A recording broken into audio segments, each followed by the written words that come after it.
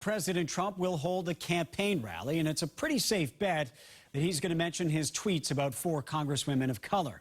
WBZ political analyst John Keller is here tonight. John, the president has stuck with that message since those tweets first went out Sunday. Do you think this is part of a strategy? Absolutely. Liam, the claims the president is making about these congresswomen, that they don't love America, that they're importing divisive ideas, these are familiar to any student of American history. Demonization of immigrants and people of color as a menacing other is a familiar theme, but will it be politically effective? From the day he announced in 2015, Donald Trump has repeatedly played one of the oldest cards in American politics, nativism, the fear of foreign immigrants. It's up to them. Go wherever they want, or they can stay. But they should love our country. Never mind that 3 of his 4 targets are native-born.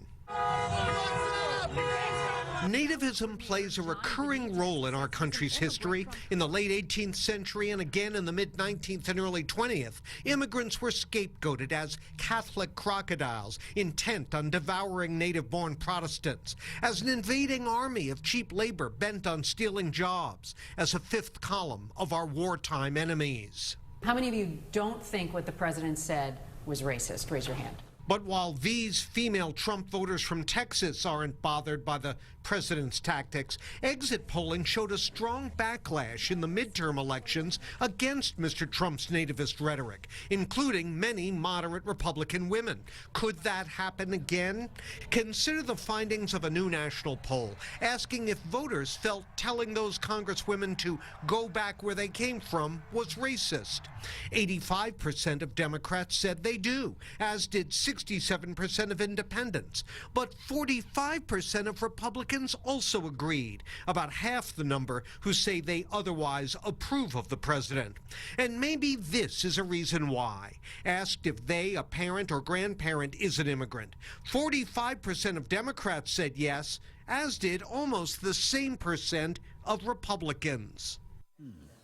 Now, I've been seeing reaction to that poll of horror that so many Republicans support the president's remarks, but I think that understates the immigration experience that so many people share and their reluctance to join in with this nativist choir. So if there is a strategy to this, and the strategy is to fire up the base, does he potentially alienate other voters in the process? I think that's a real risk. Just look at what happened before the midterms when it was all the caravan is coming. The caravan is coming. A lot of Republicans didn't think that was the right approach, and the results bore them out. John Keller, thank you very much.